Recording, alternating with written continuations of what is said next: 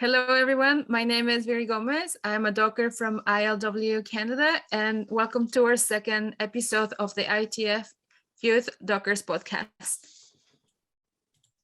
Yes, so good morning from my part, friends. Welcome to our second episode of the Dockast. My name is Nick. I'm union representative in the Port of Antwerp. And today we have the one and only Paddy Crumlin as our guest from the Maritime Union of Australia, the president of the ITF and chair of dock workers. Welcome, Paddy. Thanks for joining us on this project. And let's start with, how are you doing? I'm going okay. I went over and saw the Teamsters, and I had the honour of speaking at Jim Hoffa's retirement in LA, and it's my first time out of Australia for 2.5 years, or nearly 2.5 years, and it was a great experience. It was a challenging experience. Getting out of Australia is like escaping from Pentridge Jail, or it's like breaking out of a corrective services facility. So, no, I'm good, and I'm full of energy and meeting people. 1,000 people at the Teamsters turnout. It was a bit of a challenge after Zooming for 2 years and the claustrophobic environment, that we've been forced into. So I'm good and exuberant about the opportunities and the things that we can do going forward, Nick. So thanks for the invitation, Billy. I'm really excited by it and enthused. It's nice to hear. Thank you. Those are nice words. I think, Viri, how are you going? Everything all right over there? Yeah, everything is going here good. We're just easing out of the COVID. We still have, a lot of mandates and stuff, but I think things are changing. And like Paddy said, it's after 2 years of just Zoom meetings and stuff, we're slowly getting into see our comrades in person, and hopefully we get to see you guys very soon for the next Dockers committee meeting. That's nice to hear. Yeah, it's the same. Me too. Things are loosening up. I just catched COVID, so I think for a few months I have the right immune system. I was pretty sick of it. I thought it would only hit like really old retired people, but I was wrong. I was super sick from it. But let's not lose the focus. Let's focus ourselves a little bit on our guest, Paddy. I'll shoot away with the first question. Can you maybe sketch us a small 1 or 2 minute history of your union? Let's say of the Maritime Union of Australia, a proud Australian union. What can you tell us about them? We've been in a national union. Australia's been populated by convicts that have been sent from England and Ireland mostly, but other areas in the first place, because they didn't toe the line. And then subsequently, we've been a destination for the diaspora of aspirational working class men and women.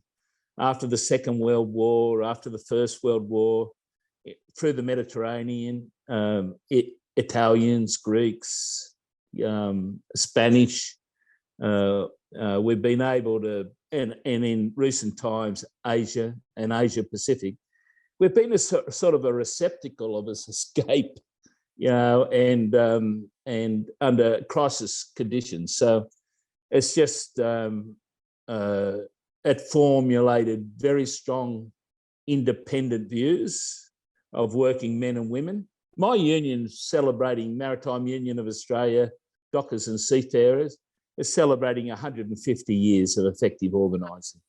So that's a great achievement. And you go back 150 years, I know, it's amazing, isn't it? And everything, the amount of people that were locked up in jail, bashed and belted, at least in the newspapers and politically debased and vilified, and that we're still here and have a determination to look after and have a view about collective interests. So, and that's the history of unionism and my union. And fortunately, we've had consistent leadership and renewal, and we're still doing it. Different circumstances, but we're still out there claiming our rights, fighting our fights, and being able to reconcile that against what's meaningful in working men and women's lives and their families. So I'm happy. It's a great union. it's a great ITF, and what you guys are doing is opening the opportunity to reach out and continue to reach out into new opportunities. Yeah, that's my history. That's why I'm here. It's very interesting. 150 years, that's a pretty old one. How old is the ILWU, Viri? Do you have an idea? ILWU was founded in 1934, I believe. Yeah. Yeah, that's a lot. But founded and helped to be founded by an Australian seafarer. That's right. Harry Bridges from Australia. That jumped ship in San Francisco. Yes, and that was right. a person of great collective merit and got together with other people and challenged the apartheid in those years and developed this wonderful union and fought the hard fights against all the obstacles. So if you want to keep Harry's experience and the connection to my union, because he was a member of my union, he was a seafarer in my union, and we've got this collective history that goes back, and it's not a national thing. It's an international thing, which we love. It's an international thing. That's right. And MUA is one of the strongest unions in the world and one of the most militant unions. And ILWU and our youth delegates on conferences always look up to you guys. Like, we learn so much from your from MUA, and even we copy some chants of you guys whenever we hear you speak. And I read that you first went to sea in 1978, I believe, and then and then after I read that after 10 years on the sea, you decided to be a full-time union official. And one of the questions we wanted to ask you, what was the number one reason for you to join the union? Like, we want to give advice for everyone that is listening to us. So what's the number reason that a young worker should join the union today? Well, I was a young worker and I was a surfer, made surfboards, and I was a fisher and did a lot, chased a bit of tuna, traveled the world surfing and making news. So I was I didn't make a decision to go into the union. The union, I think, offered opportunities that realised a decency in my life at that time that I had never been able to even perceive, to be able to buy a home or to have consistent work. So really, it was a matter of survival as a young person. And I didn't know much about the union, even though I knew enough about it. My father was a seafarer, my grandfather, and I come from a history of seafaring and dock workers, but it was about security for the family, about adventure and opportunity. It was about security. That's all the union was. But when you make a commitment to the union, you make a commitment to the union. And when called on, as my father said to me, if the union calls, you answer. Don't let me down. That was probably, when I look back, I didn't agree with a lot of what my father said in those days, but he said, and I'm speaking for you, to go into the union, don't let us down. And that's all it was. So I didn't make a decision. My whole life's been driven by not letting the union down, and the union's become much larger than seafarers. That's it, really, I think. Yeah, well, I think now it's like 35 years of serving the union, right? Since you started to be a well, it doesn't seem like 35 years because I was a 70s guy. And when you think about 70s, we're going back to Marrakesh. And I was surfing in Marrakesh, and I don't remember a lot about the 70s. But I was a bit of a hippie and got around the joint. So it's full circle. In those days, it's an existential thing. You live your day to its completeness and the ups and downs, and you develop wisdom, sometimes against your own emotional intelligence and instincts. And, we're broadened out our views. So it's been a quick 35 years or 40 years. And, I've grown with it, but only because I think I've been in an environment of very wonderful women and men that have been inspirational, not just in the maritime industry, had exposure to wisdom and determination and courage. I've seen the great brutality of power with no accountability, and we're seeing that today. So my political views and personal views had been shaped by the life we live within the union. The union is like family, it's a collective, and it doesn't seem that long. It's just one step after another, Viri. And talking about what shapes you right now, what challenges did you face as a young worker, like on your career as a worker, like, and how did you overcame those challenges? Well, it was male dominated, seafaring, and it was a process of seniority. The longer you'd been there, the more you knew, whether or not that was true or not. You know, there was a hierarchy in there, and to find your voice, an independent voice in that framework, took a lot of courage. You didn't do it lightly. It was large meetings where you were held to account based on your logic, your discipline, your ability to communicate effectively. And because the union really was community-based, not power-based or personality-based, at times it can be, you know, that I guess my voice as a young worker and a middle-aged worker and now a fairly aged worker continues to resonate. The truth, power lies in the truth. And if power lies somewhere else in politics and personality, then it's flawed and doomed, you know. So I guess the fortune that I had was the truth that I held and the truth that other people held helped me develop into an understanding about our community of interest and that it is a family, regardless of race and gender. And, you know, we're a family and we're challenging ourselves and we reach out to ourselves, you know, in a way that could make a difference. And that's important for all of us. Yeah, those are great replies. I take away, and I remember that Paddy was surfing in Marrakesh in the 70s. So I think he really lived to real life. Those were different days and different... Well, not in Marrakesh. Marrakesh is in the mountains. I was down on the coast, but I was in Marrakesh. I was doing a few things, but not surfing in those days, if I could put it that way, Nick. Okay, yeah, but still, it would have been great times, I think, even living in the 70s. If you live in a completely technical and modern world as we do as young people, I think you had it wasn't a better time probably, but I think you had a more unique experience living those days. Well, it was people talking with people and cultural engagement.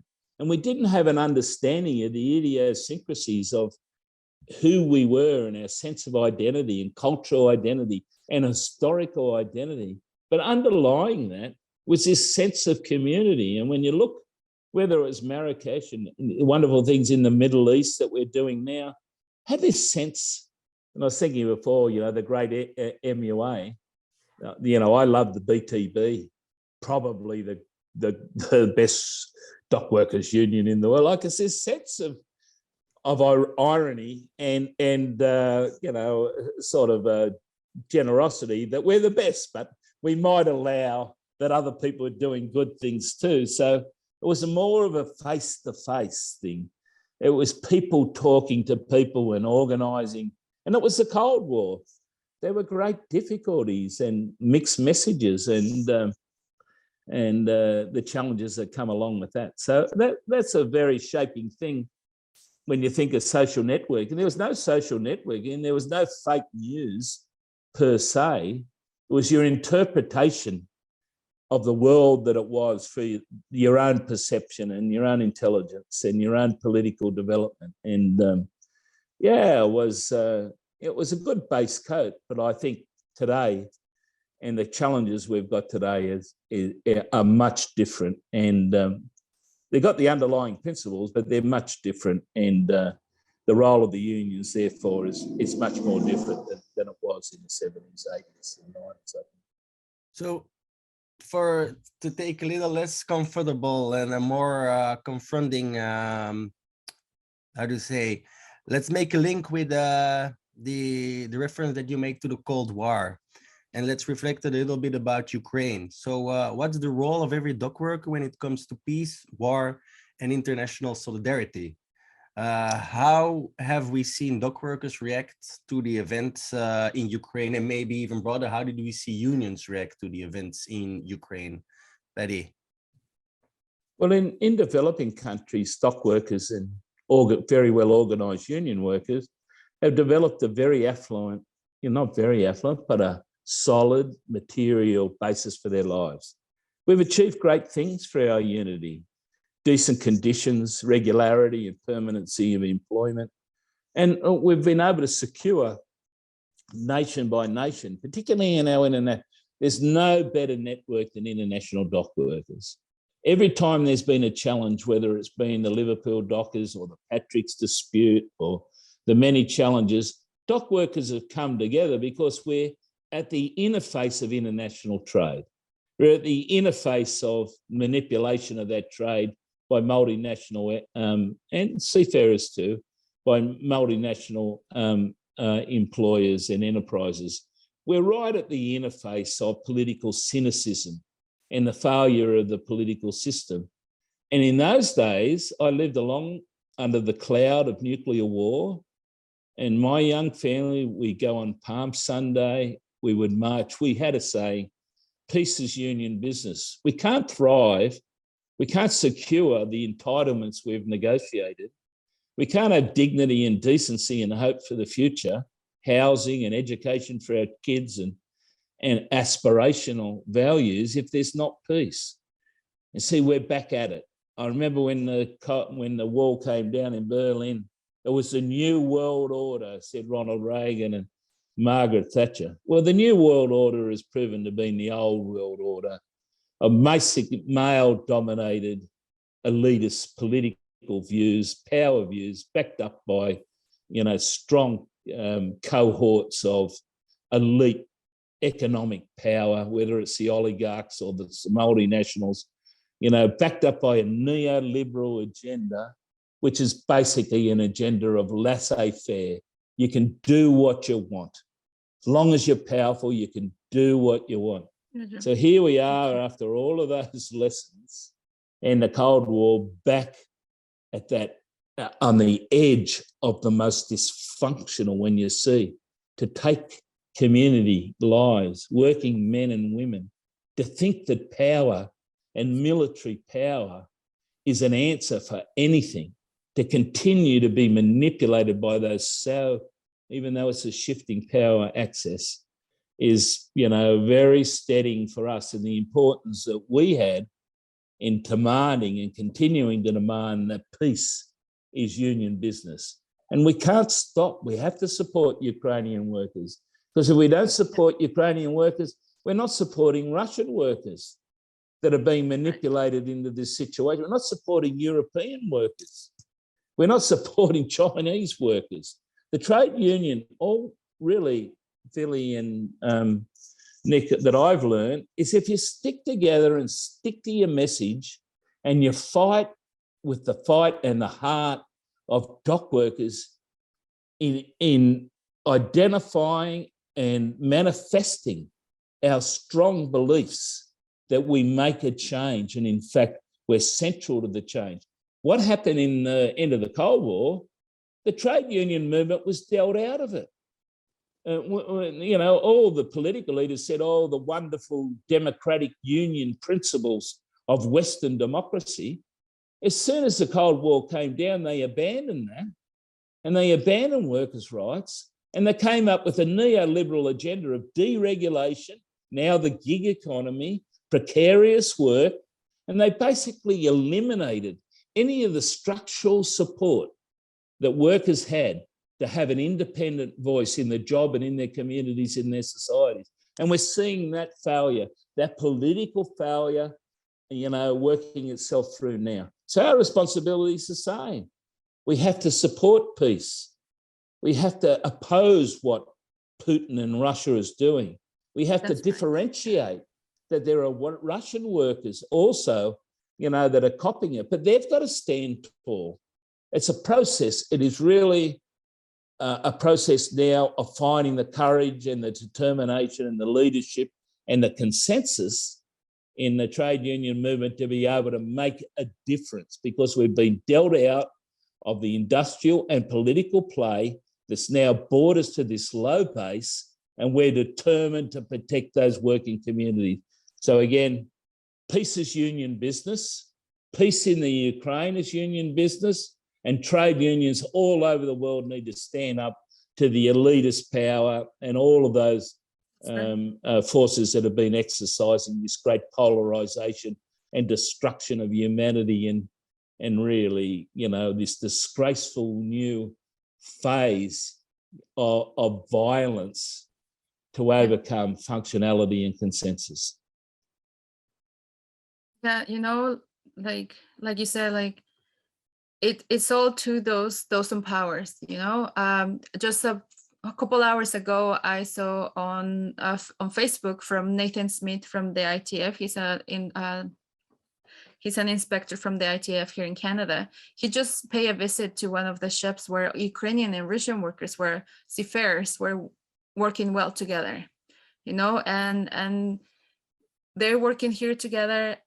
They had a few things that they were not getting paid enough money, they raised. But other than that, they were working in peace, and all of the work is created by the people in power, not by the workers, not by their people. So very powerful message that you have, Paddy. Like, we really respect all the work you do, and representing 19.7 million of transport workers around the world. I think this is the time to, like you said, to find that time to get us to get together and not divided. And but it's not me, Vili, it's us. It's generational change. And it was Rob Ashton, you know, that was one of the leaders in the ILWU that said enough's enough. You know, we're not going to cop this. And went to Trudeau and said, with the authority of the union, enough's enough. We're not copying this.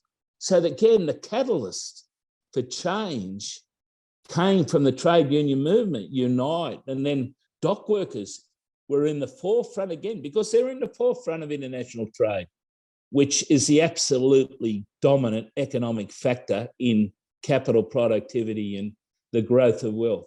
And we said, no, we've got a voice. You can diminish us, you can ignore us, but we've got a voice, and that voice is backed up by the working men and women and the communities, and that was a change agent. And now, of course, if you don't have that courage in leadership, and if that's not supported by the working men and women of every generation, so it's not a matter of Paddy Crumlin, it's a matter of Vili and Nick and being able to energise in this podcast that what you say has a meaningful outcome. You have a say in the family of unionism, and that say can never be taken away from you. And the union is accountable to their response to your say. That's the great strength. And that's what, because in a world where political and economic institutions are debased and have failed, you know, it doesn't matter where you look, the environment or social conditions or how they distribute wealth, they've failed the 8 billion people. 100 people control the same amount of wealth, as I've said on many occasions, as 4 or 5 billion working men and women in communities. This is a disgrace. And that's ultimately what we're dealing with here is that failure of governance and the determination of the ITF, of dock workers, to stand up and find their voice. And, you know, they always diminish how important that is, but we know that's important in the quality of our lives and our determinations to live a good life and a proper life. No, thank you. And this is the reason why we decided to create this podcast, to just give all the youth around the world a space so that they can share with us their struggles, share with us their stories. And then just touching on a different topic, would you like to give us a bit of a history about the Patrick's dispute? Well, that was just another expression of elitism. If you look at the ILWU in the 30s, they saw a strong union being formed, including my Australian, you know, predecessor, Harry Bridges, and they went out there and tried to crush it. They tried to form an apartheid union and the Jim Crow policies. And all of our listeners don't know what that was. The apartheid in the US was to separate Afro-American workers from other workers and create a division. That's what the neoliberal agenda is about, segregating workers from each other on the basis of race, on the basis of gender, on the basis of age, to diminish the power that we represent. So again, the Patrick's dispute was, and there was bloody Thursday, where those ILWU members were gunned down in exercising their right in the US. And it's happening today in Colombia, in many South American and African. If you stand up for your rights, quite often your life or your freedom is in deficit. You're gone, because that's the power mechanism that's being expressed. So Patrick's in Australia was just another demonstration of corporate power and cynicism, and also the way that big corporations, the government don't represent the interests and the public interests at all times. Sometimes they do, and it's up to us to make sure in our democratic institutions they do, but they sided with this company and they sacked 2,000 workers overnight, stripped them of their entitlements, brought in a mercenary group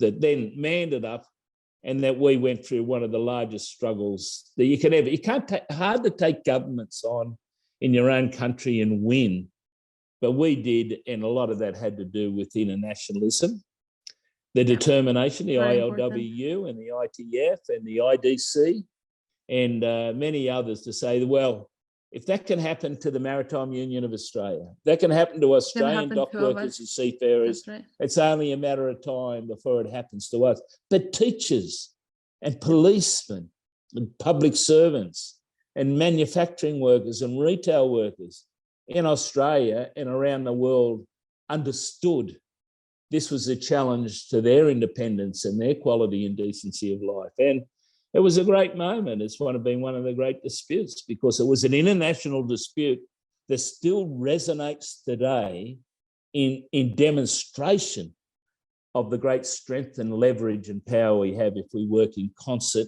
with mutual respect, with the humility of leadership, not with the arrogance of leadership, with the humility of leadership and the engagement with the members. This is the key point, the renewal, so that we're generating and represent the aspirations of everyone, regardless. And with you guys, regardless of age and gender, as demonstrated and personified in this podcast, you are the very best because of your passion and your determination and your ownership of those issues. And that's why Patrick's was so important, because it was rejuvenating in the end. It was challenging and difficult and threatening, but we persevered and we created the opportunity to stand up and have another day on another go for all dock workers and, by extension, all working men and women. Yeah, that's a pretty powerful response. Story, yes. Let's hope that we won't face a Patrick dispute for ourselves in the coming generations, because reflecting on it, it was a very hard struggle. When I was watching the videos of it, I think it happened in the 90s, 80, 98. Yeah, 98, something like that.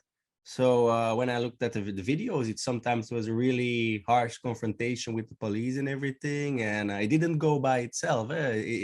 You guys didn't succeed only by singing songs, if I'm right? No, well, it's happening today. It's happening with Maersk. They've just had a $23 billion result, and they're union busting in Australia and around the world. Not everywhere. If Maersk have to work with unions, they work with unions. Where they don't have to work with unions, they union bust. That's what's happening. And so it's no different. All that happens, they failed at Patrick's. So what happens with multinational capital under a neoliberal agenda? They just go and regroup. And they think, okay, chalk that one up. Next time, we'll do it this way. So Patrick's is alive today. You know, it's alive in every time that dock workers have been challenged by, you know, automation. Automation doesn't necessarily mean capital productivity.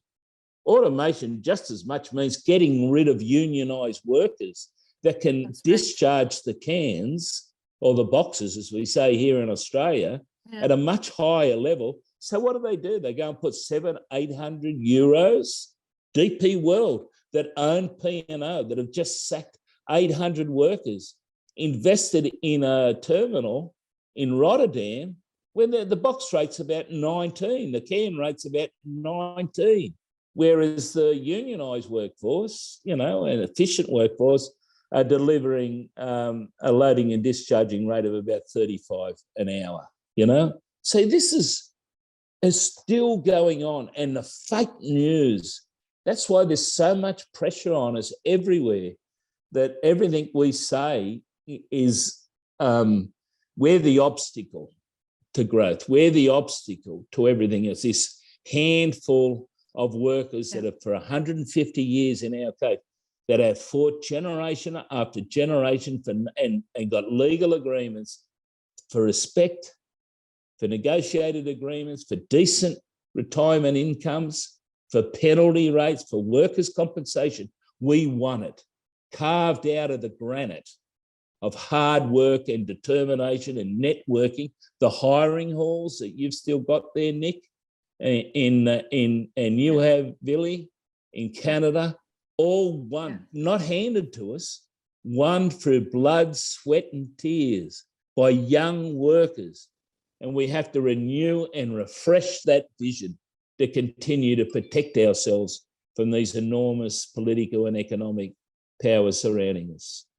If I might jump in, we still have hiring halls in ports, but in the biggest port, in the port of Antwerp, like a few years ago, for the last 20 years, we were under attack from a neoliberalization attempt from Europe that tries to liberalize the European ports. And one of the options that we had to keep our protected job in Belgium was digitalizing our hiring hall. So in Antwerp, as an example, we had a overlapping period that we still had a physical hiring hall, but at the moment we had to reinvent it and make it digitally because it was better for the employers, of course, and it was on one of the things that Europe asked us to keep our job, and we had to change it. So now it is digital in the port of Antwerp, and I really dislike it because the hiring hall is super important. It's where you do your union work, where you meet the people, where you can confront people when they did something wrong, where you can make new links with new union officials, new union members, everything. And in Antwerp, it's gone for like more than a year now, I think 2 years. And it really makes me sad because it's, as you said, it's super important. But those are the things. Sometimes you have to compromise. But you make adjustments too, Nick. So to survive, you have to keep the key principle. It was and the best to survive, of the worst if you options. digitalise, then okay, but that gives a workforce that's not going to be non-union, that's not going to be contracted out, that's not going to be a gig economy, that's not going to have the maintenance done by labour supply, or however we say it. So it's like, you know, but what you're doing with the podcast, you're reaching out to workers in a new and refreshing and important way. So you're replacing that gap, or you're filling that gap that you had when you could go down the hiring hall and talk to workers and make them understanding about the tremendous economic and political pressure and enmity that they're under, and the reason for solidarity and to find their voice is so important. So that's right. You have to maintain the system, but you've also got to compensate from the fact we've got to talk to each other and believe in each other, and believe that unionism is the reason we've got decent and safe work on the waterfront, only in Belgium, or not only in Vancouver, or not only in Sydney and Melbourne, but all over the world. And again, that's leadership. You and Vili and this whole initiative is showing the leadership that we need to connect and continue to connect. If not down the hiring hall, let's do it internationally, and let's get behind it. Those are some great words again. Yeah, thanks, Paddy. And you're right. We have to, we're going digital. We're trying to do this. All dock worker unions in Belgium are putting a lot of time in their social media and in their internet presence. So yeah, it's what it is. We have to go digital. We have to change a little bit, and we have to find a compromise to survive, as you said, and to keep unionized workforce in the workplace, which is also very important. So if we continue the discussion a little bit, before we were talking a little bit about the past, I will try to combine two questions because we did send you a few questions in advance, and I think we can combine one, which is very important for me to know. It's like, how do we learn from past generations? And I'll put an extra part on it. Are there mistakes that we can avoid? So maybe from past generations, mistakes that we as young trade unionists can avoid to succeed in whatever we are doing at the moment? Well, the failures of trade unionism are usually around, like most political structures, personality and power. Once you start forming hierarchies and bureaucracies, and that they have the collective wisdom and start to break down the dialogue between working men and women, that's when the problems start. And ultimately, that's just not a dock workers or a trade union problem. That's a power thing. That's what's happening to our governments. That's what's happening within corporations. That's what's happening. So what we've got to be guarded against is dumbing down on people finding their voice. It's got to be a disciplined voice, and it should be a well-educated voice and an aspirational voice. But, you know, we can't go and take trade union fees off working men and women and their families, and it's so important in the current material circumstances, always has been, without giving them a voice and being able to demonstrate what democracy means in a trade union. And right. Democracy is not restricted, as I said before. It's only the elitist power that try to divide us on race and gender and age and religion. Our view is to get everybody to find their voice, and in a reasoned and experienced way, to be able to look at the failures. There's nothing wrong with failing. We've failed on many occasions, and there's all sorts of reasons for failing, and I won't go into it. But a lot of the time, the failure is based on either too much pressure externally, but we survived against that in Australia at Patrick's, for example, or a failed political mechanism internally that hasn't been democratic, hasn't been representative. But you've also got to qualify that against a lot of these strong powers and elitist commercial and political powers want to weaken trade unionism in the dock workers. We've spoken about automation. They've just decided the best way to get rid of the problem is to automate us. Doesn't matter about productivity. Doesn't matter about wealth creation. They just want to get rid of us, because that resolves is we've complied, we've automated or semi-automated, and, you know, we went to containers and we've demonstrated that and turned that into better working conditions and penalty rates and all of the things, early retirement. We've bargained in good faith. They're the ones reneging on the commercial and developed agreements that we've reached. And so we've got to learn where we fail. Mostly we fail by lack of solidarity and information and communication, that everybody's sitting in their own box and that they think it's only happening to them, when really what's happening in the supply chain worldwide is happening to everyone. The ship owners are a much less.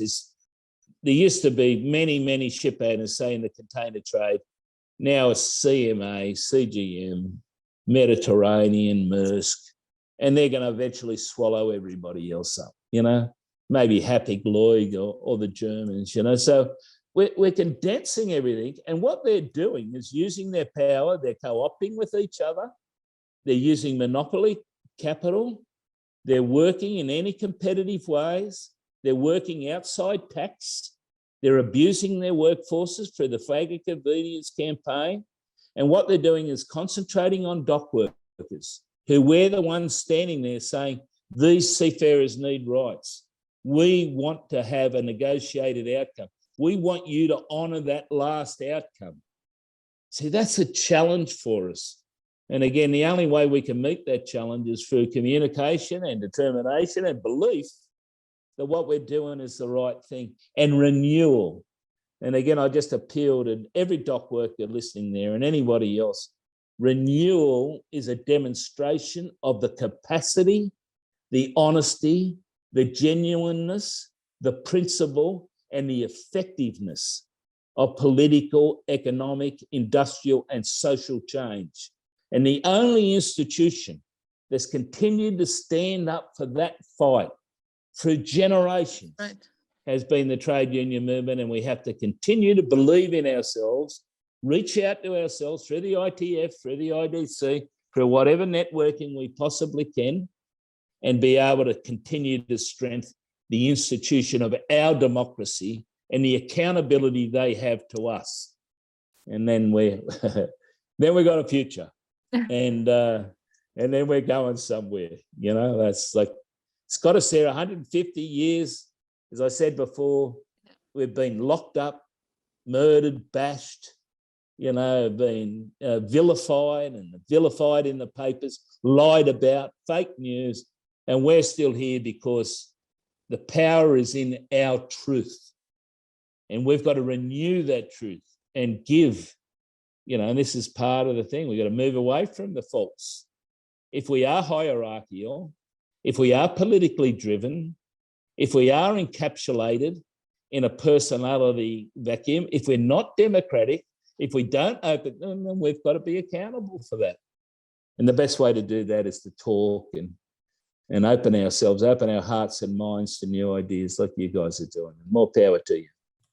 That sounds great. Let's go for another 150 years like this then, huh? Yeah. And I think, you know, like, I think the quotes that from your father, when you said that he told you don't disappoint the union, I think, you know, you're a great inspiration and a great leader. And like when you say renewing and refreshing, like that's where we learned everything, right? Like you said, it's not about you, but with good leaders, great examples, it gives us a more motivation to keep the good fight, you know. And I'm sure everybody who's listening to us is going to be inspired to do more or come out of their comfort zone, you know, to get more involved, and like you said, to just engaging and inspire. You got to find, it's like really everything in our life, we've got to have the confidence in our own self-belief that we believe in the union. And if we see things are wrong, there should be an ability to state where they're wrong and to work that through. That's how we find our voice. That's how we find our self-esteem. A union and movement that's not based on self-esteem, you don't always get it right, and your view might not be the panoramic view of others, you know, but having a view means that it needs to be responded to consciously and constructively and positively, because that's where we're coming from. You know, and of course in unions you have other forces, you know, you have the trots and you have sectarian political forces, you have people that have sold out to the bosses, you know, and you have the bull system, and then you've got all the contractors out and all that. So it's a tremendously pressurized environment. But if we believe in our voice, and that is respected within our unions, and that we're able to link hands worldwide like this, and if it makes sense to you, if it helps you to find your voice, then it improves our collective self-esteem and the outcome. It's a pretty simple thing. It's like bringing up a family or overcoming, you know, a tragedy. Or we're human beings and we don't always get it right. But one thing we do, we're honest and we're empathetic to each other. Right. And that's why peace is union business, not war. And we've never, ever resiled from that. There is no excuse for war as a resolution. And again, that brings it back to the current circumstances. The New World Order didn't deliver anything. More war in the Middle East, more poverty, pandemics that can't meet the needs of the polarization of wealth. So 100 people got the same amount of money as 5 or 6 billion people. There was no answer. So where's the answer come from? It comes from us. And, you know, I'm proud to be union. Being a union is proud to be part of an international working class movement that can make a difference, has always made a difference, and will continue to make a difference as long as there are true believers. And you guys are true believers. Hopefully, we might have more true believers after this podcast, but you never know. All you can do is speak to the truth. I definitely hope so. We try to fight a good fight. It isn't easy in these days because people have a lot of distractions. And everybody has like the feeling that everything that we got, it is gotten forever and we cannot lose our rights. But yeah, let's hope that we will try to convince some people to take up the good fight with us. So before I steal too much time of you two guys, I have a final answer that I want to maybe peek to get out of Paddy when you're firing some good advice and some nice words as us. You already mentioned a few hints to what I'm going to ask, but is there any super important or vital advice? It can only be like one small piece of advice, any advice on how we can thrive in these days as a trade unionist. This is the last thing that I'm going to shoot at you.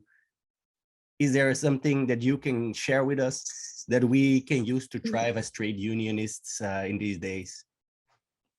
We've got to have gender balance.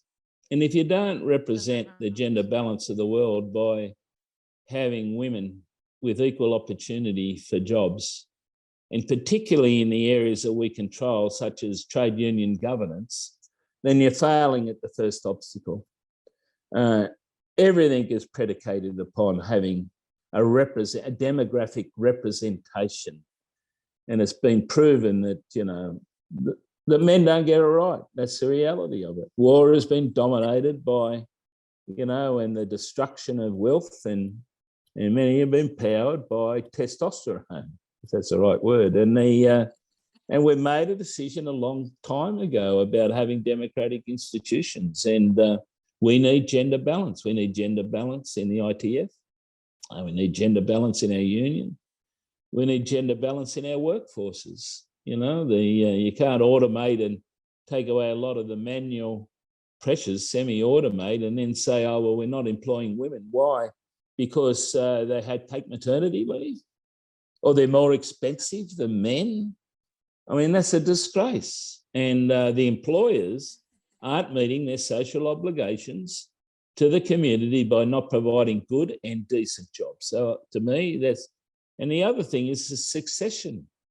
Succession shouldn't be based on personality and politics. It should be based on merit and opportunity and a willingness to engage, and not by manipulation of a political process. That's what's brought the world to the brink of war and dysfunction. It's always a work out of the Ukraine. Is only going to be more hurt for working families, more poverty, more deprivation. You know, we're the ones that are going to pay. The billionaires, you know, what's his name from Amazon? What's that bloke's name? Jeff Bezos. Oh. Yeah. I wish he'd get on. He got on his spaceship. I wish I'd only put enough fuel on him to get it one way. If it was up to me, I mean, we could have some other billionaires with him, maybe from his club of friends. If they want to, they don't want the earth. They don't want the world to survive. They want to become wealthy with their hubris and arrogance. The world belongs to us. That's right. And that we need to demonstrate in our own internal governance, succession and aspiration, and be willing to go out there and demonstrate how you do it. Not just complain about it or point the way it's not being done. We have to live that life and believe that life. And they're my only two messages. That's why I'm still here. And, but I don't, you say I'm a leader. I'm not a leader. I'm still a working class guy who is still get on a surfboard and have a surf. And I'll be going to Marrakesh. I probably won't be doing the things I did there in the 70s. But I'm just here. I'm a rank and file guy, where, as my dad said, the only thing I want from you is be good unionists. After that, work it out for yourself. So I'm still working it out for myself, and I'm happy to be working it out with such great people as you guys, and you know, our wonderful, particularly dock workers. You know, we are central and have great power and authority, and come under tremendous stress and force.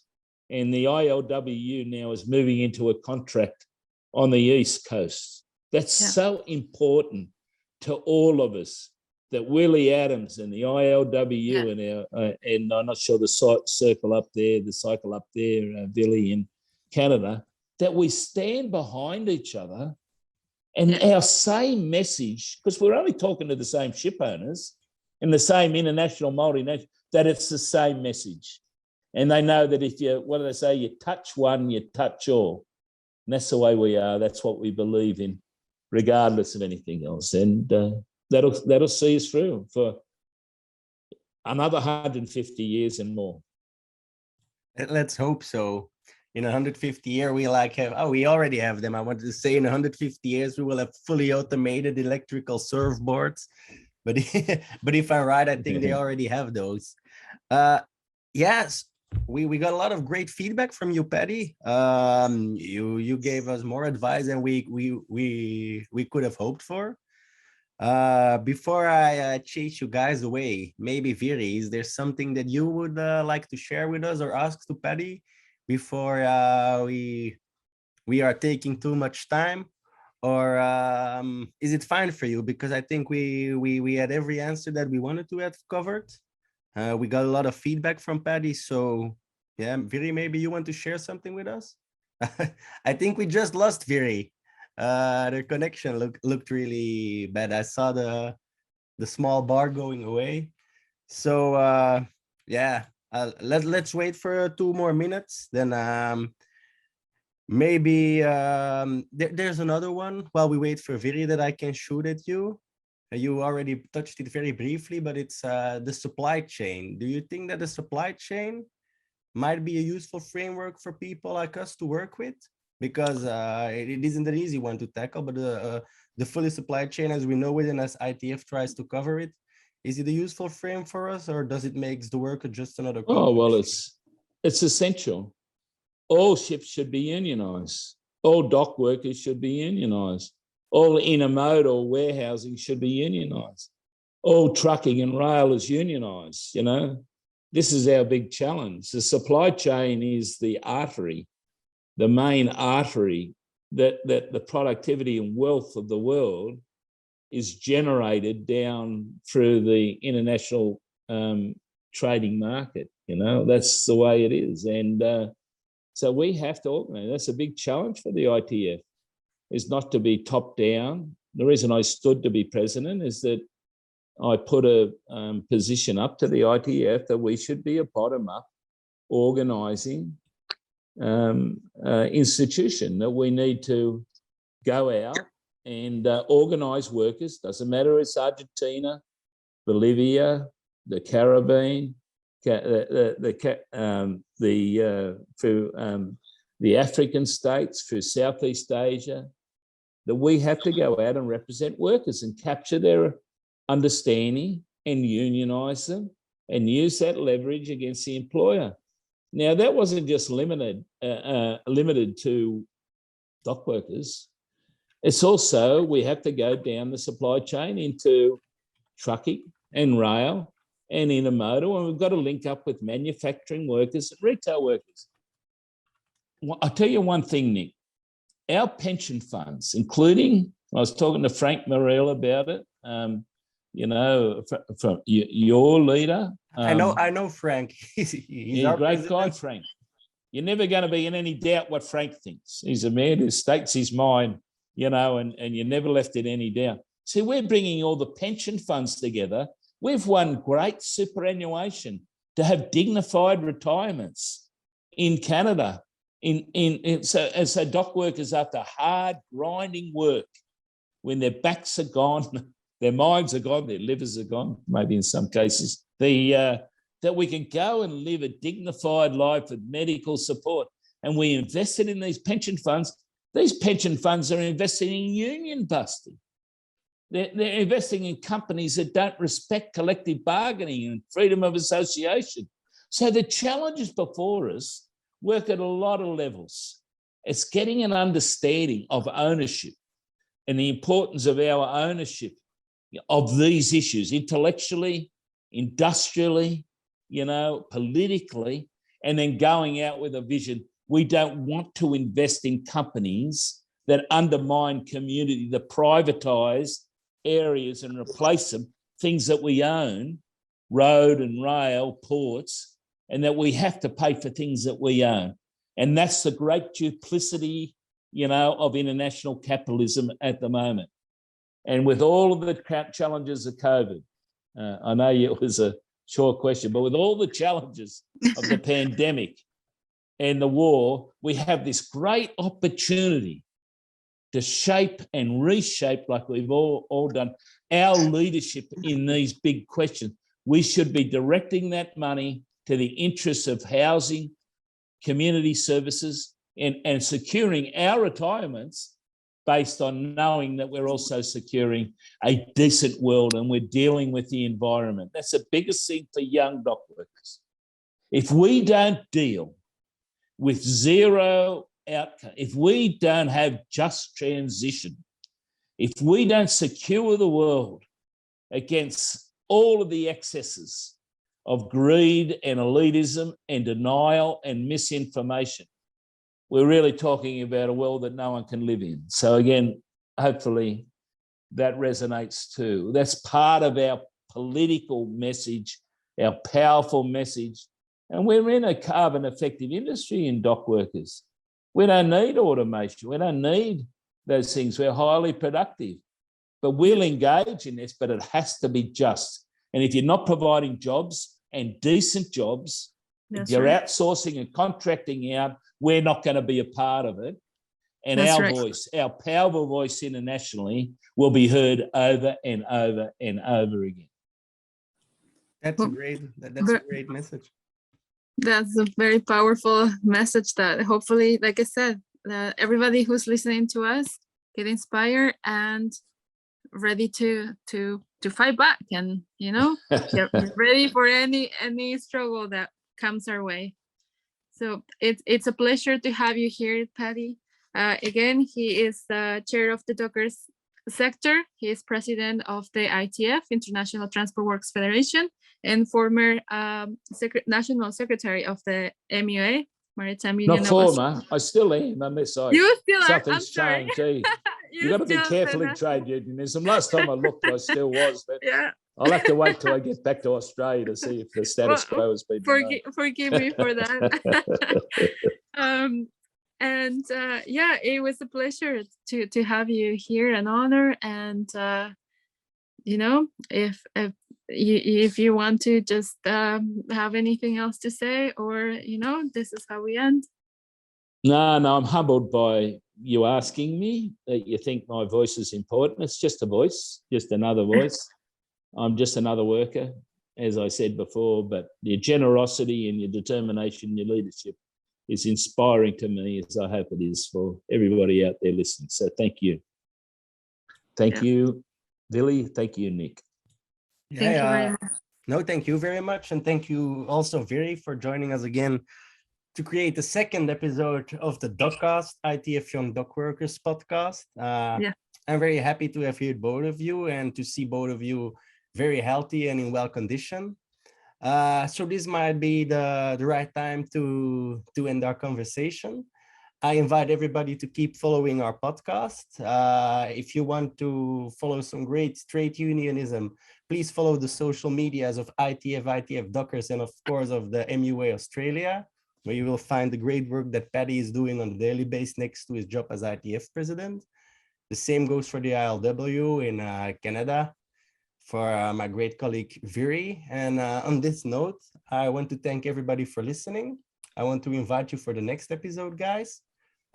Please spread the word, share your thoughts whenever you want to say, as long as it's respectful. And if everybody respects each other's opinion, hit the comment section. And let's keep going forward with our podcast and see where we go. was really nice to see you both. And yeah, hope to see you guys soon, alive and well in real life again. Huh? Well, as they say in the ILWU, an injury to one is an injury to It's an all. injury to all. That's right. Thanks, guys. See ya. All right, see you later, comrades.